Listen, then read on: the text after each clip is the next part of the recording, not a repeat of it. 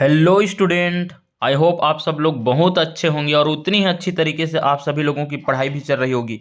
अभी नवंबर दिसंबर में आप लोगों का अर्धवार्षिक परीक्षा होने वाला है, जिसकी तैयारी भी आप लोगों ने लगभग पूरी कर ली होगी।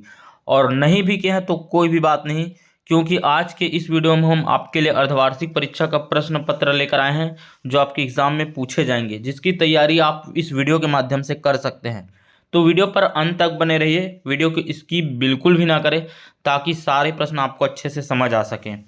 साथ ही वीडियो अच्छी लगेगी तो लाइक कर देना, चैनल पर नए हो तो सब्सक्राइब जरूर कर देना और बेल आइकन को भी दबा के रखें, ताकि समय समय पर आपको वीडियो की नोटिफिकेशन मिलती रहे। तो चलिए अब बिना देरी किए वीडियो को शुरू करते हैं। वीडियो की स्क्रीन पर आप देख सकते हैं अर्धवार्षिक परीक्षा 2023-24 का पेपर है, विषय संस्कृत है और इसका पूर्णांक है 75 अंक का। इसके लिए आपको 3 घंटे का समय आपको मिलेगा। इसमें प्रश्न पहला है, सही विकल्प चुनकर लिखिए। पहला है कवौ पदे विभक्ति अस्ति। विकल्प है अ पंचमी, ब षष्ठी, स सप्तमी और द द्वितीय। तो इसका सही उत्तर हो जाएगा स सप्तमी। इसी में प्रश्न दूसरा है, वर्तस्व धातु रूप लकार अस्ति। विकल्प है अ लट लकार, ब लोट लकार, स लंग लकार और द रेट लकार। तो इसका सही उत्तर हो जाएगा ब लोट लकार है।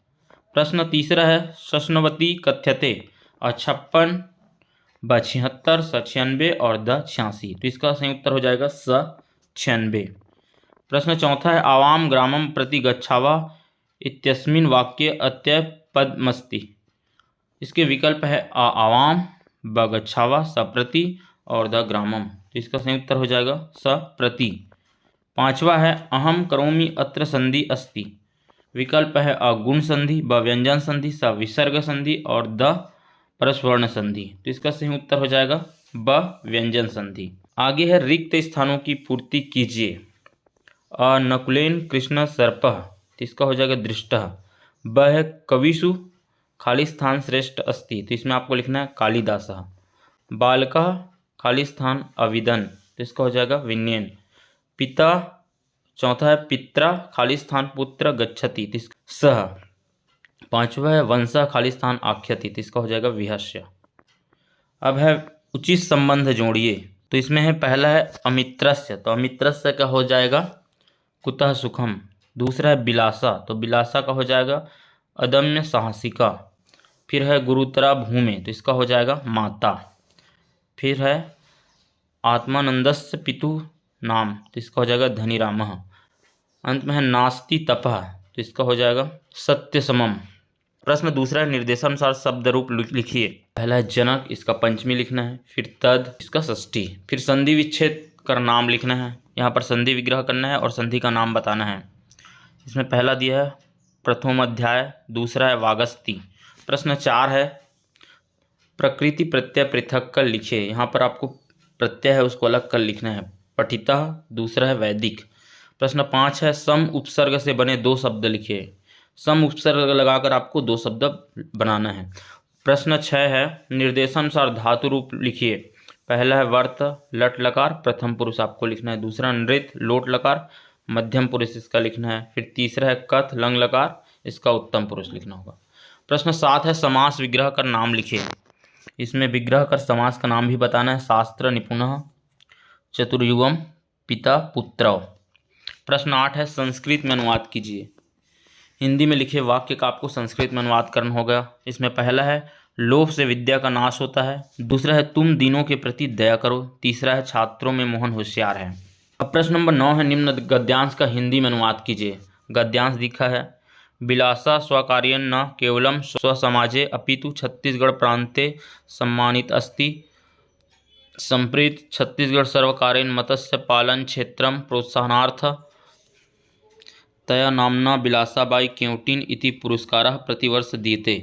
अपि च तथा नाम्ना बिलासपुरे बिलासतालः बिलासा कन्या स्नातकोत्तर महाविद्यालय बिलासवा चतुष्पथ प्रभृतया गौरवान्विताः सन्ति।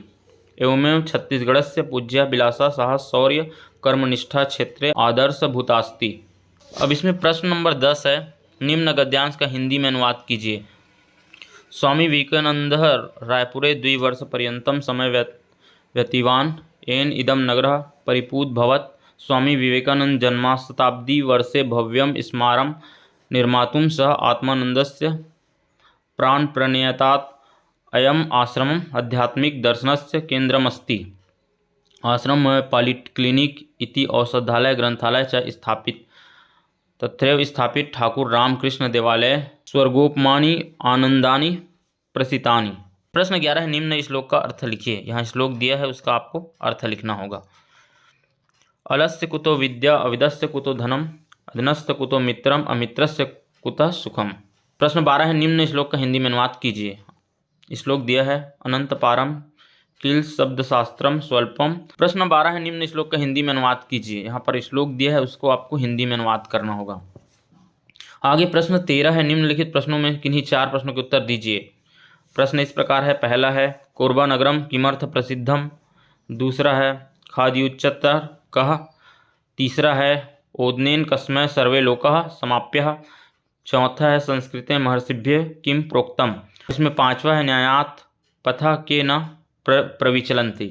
प्रश्न 14 है, निम्नलिखित प्रश्नों में से किन्हीं 4 प्रश्नों के उत्तर हिंदी में दीजिए। इस बार आपको प्रश्नों के उत्तर हिंदी में लिखना है। प्रश्न कुछ इस प्रकार है, पहला श्रृंगाला अजधारिकाम बालिकाम किम कथ्यत संसारे कानि कानि चक्रवत् परिवर्तन्ते चंदन दासः कस्य गृहजनम स्वगृहे रक्षति स्म।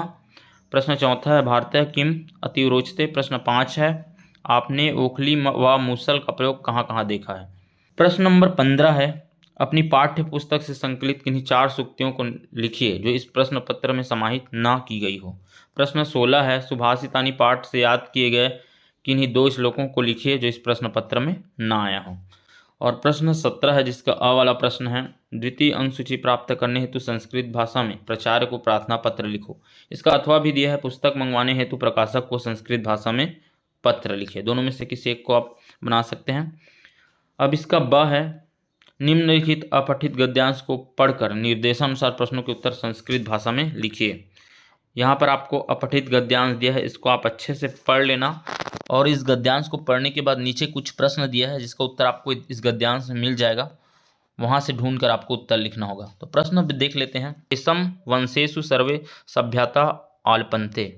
दूसरा है क सद्वृत्तम अस्वृत्तम च न जानाति पूर्णवायने उत्तरत। इसमें पहला है बालः कान कान पश्यति, दूसरा है बालः कथम आचरन्ति।